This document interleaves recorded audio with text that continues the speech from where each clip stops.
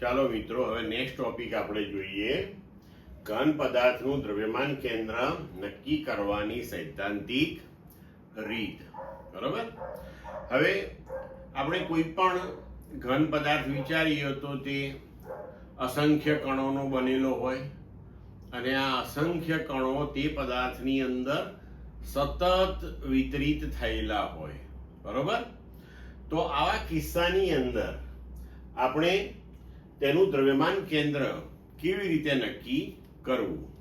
તો જુઓ, ધારો કે આકૃતિમાં દર્શાવ્યા પ્રમાણે આપણી પાસે એક ઘન પદાર્થ છે કે જે અસંખ્ય કણોનો બનેલો છે અને આ કણો આ પદાર્થમાં સતત રીતે વિતરિત થયેલા છે.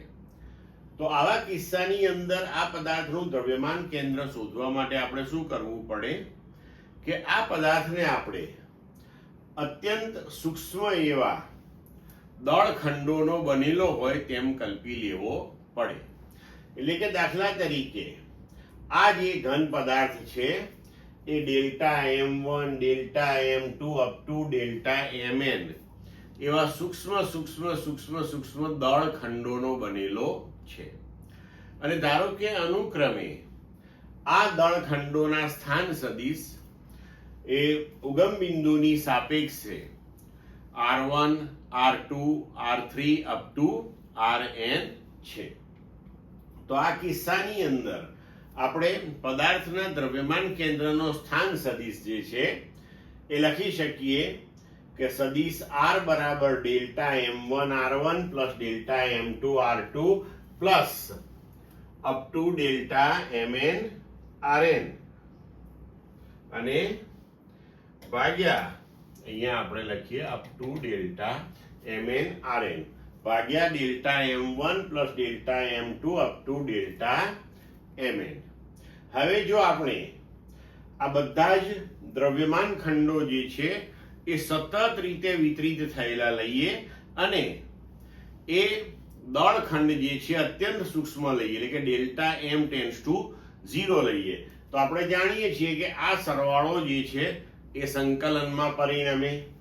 તો આપણે લખી શકીએ કે RCM એટલે કે દ્રવ્યમાન કેન્દ્રનો સ્થાન સદિશ બરાબર સદિશ R બરાબર સંકલન RdM ભાગ્યા સંકલન dm. હવે સંકલન dm એટલે કે પ્રત્યેક દળખંડ ના આપણે અહીંયા સરવાળો કર્યો તો એ આપણને શું આપે? પદાર્થનું કુલ દ્રવ્યમાન આપે. તો તેને તમે કેપિટલ M પદાર્થનું કુલ દળ પણ લખી શકો છો. તો પદાર્થનો દ્રવ્યમાન કેન્દ્રનો સ્થાન સદિશ આપણે લખી શકીએ સંકલન સદિશ RdM અપોન કેપિટલ M. બરોબર. હવે ઘન પદાર્થના દ્રવ્યમાન કેન્દ્રના જો તમારે યામો લખવા હોય, અહીંયા આપણે સદિશ સ્વરૂપે લીધું છે, એને જો યામના સ્વરૂપમાં તમારે લખવું હોય તો તેનો x યામ, y યામ અને z યામ એવી રીતે તમે લઈ શકો. તો xcm બરાબર 1 અપોન m સંકલન xdm, તેવી જ રીતે ycm બરાબર 1 અપોન m સંકલન ydm અને zcm બરાબર 1 અપોન m સંકલન zdm. આ રીતે આપણે તેના ત્રણેય યામો રજૂ કરી શકીએ. ક્લિયર મિત્રો?